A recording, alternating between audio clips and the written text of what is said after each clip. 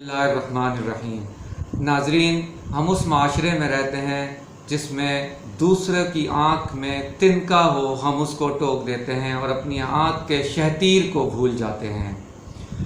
नाज़रीन, मैं आपको एक वाक़या सुनाता हूँ। हज़रत ईसा अलैहिस्सलाम के दौर में एक फ़ाहिशा, एक तवाइफ़ औरत को कुछ लोग संसार करने के लिए दौड़ रहे थे उसकी तरफ। गो के उसको संसार करने ही वाले थे कि हज़रत ईसा अलैहिस्सलाम वहाँ पर हाज़िर होते हैं और फरमाते हैं, रुक जाओ लोगों, तुम लोग इसको क्यों मार रहे हो? तो लोगों ने कहा कि ये फ़ाहिशा औरत है, ये ख़राब औरत है, ये तवाइफ़ है, इसको हम ज़िंदा नहीं छोड़ेंगे, इसको संसार कर देंगे। ईसा अलैहिस्सलाम ने कहा, लोगों, इसको सिर्फ़ वही शख्स पत्थर मारे जिसने खुद कुछ गुनाह ना किया हो। तो सब लोग पीछे हो गए और सबके कुछ कुछ गुनाह थे। नाज़रीन, हम अपनी आँख का शैतीर छोड़ के दूसरे की आँखों के तिनके को टोकना शुरू कर देते हैं। नाज़रीन, इसी तरह का एक वाक़या एक तुर्किश राइटर एल.एफ. शफ़क़ ने लिखा द 40 रूल ऑफ लव में। वो लिखता है कि एक डिज़र्ट रोज़ नामी एक तवाइफ़ और एक फ़ाहिशा थी जिसको पता चला कि मौलाना रूमी का शोहरा बहुत मशहूर हैं और उनकी लोग हिकायात और उनसे बड़े लोग दर्स सुना करते थे। तो इस खातून ने, इस तवाइफ़ ने, डिज़र्ट रोज़ नामी खातून ने, इसने भेस बदला, मर्दों का लिबास पहना और जाके मस्जिद में उसका दर्स सुनने बैठ गई। उनमें से एक शख्स जो उस औरत को जानता था, शनासा था पहले से, उसने पहचान लिया और उसने आवाज़ दी कि ये वही तवाइफ़ है डिज़र्ट रोज़ नामी। और उस तुर्की की उस मस्जिद में एक शोर बपा हो गया। तमाम लोग निकले, वो औरत भागी अपनी जान बचाने को, बिल्कुल उसी तरह जिस तरह हज़रत ईसा अलैहिस्सलाम के दौर में उस फ़ाहिशा के पीछे लोग भागे थे। वो लोग भागे उसको संसार करने को, अभी गो के उसको पकड़ लिया था और उसको संसार करने ही लगे थे कि वहाँ से एक दरवेश हाजिर हुआ और दरवेश उस औरत तवाइफ़ के सामने आकर खड़ा हो गया और उसने कहा, लोगों, इसको क्यों मारने लगे हो?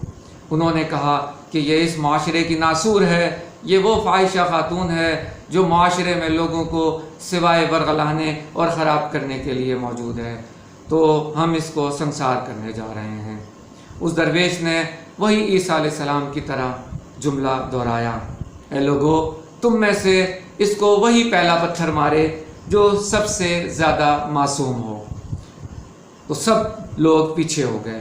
जब पीछे हुए तो और सब वापस अपनी अपनी जगह पर चले गए, जाने लगे, तो दरवेश ने आवाज़ दी कि तुम इसको मार के जो सवाब हासिल करना चाहते हो, उससे ज़्यादा सवाब तुम मस्जिद में बैठकर मौलाना रूमी का दर्स सुन के हासिल कर सकते हो।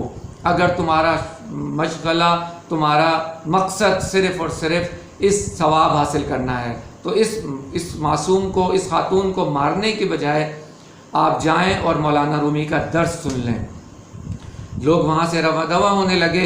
उनमें से एक शख्स बोला, दरवेश, तुम इसे जानते नहीं हो, तुम अजनबी हो, ये खातून बहुत ख़राब औरत हैं, इनकी तरफदारी न करें।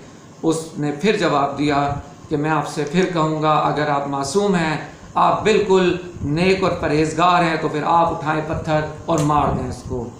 द एल.एफ. शफ़क़ ने अपनी किताब 40 रूल ऑफ लव में ये लिखा कि वो औरत जब खराब बिल्कुल डर के बैठी हुई थी और लोग जब वहाँ से चले गए तो उसने उस बुज़ुर्ग की तरफ देखा, दरवेश की तरफ देखा और कहा, आप कौन हैं?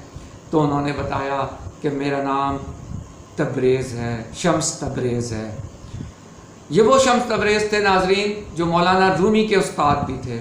इनका मज़ार कुनिया में मौजूद है तुर्की में, और मुल्तान में भी उसका संग मील, उनका एक माइलस्टोन पत्थर रख के यहाँ पर भी एक मकबरा उसका बनाया गया है।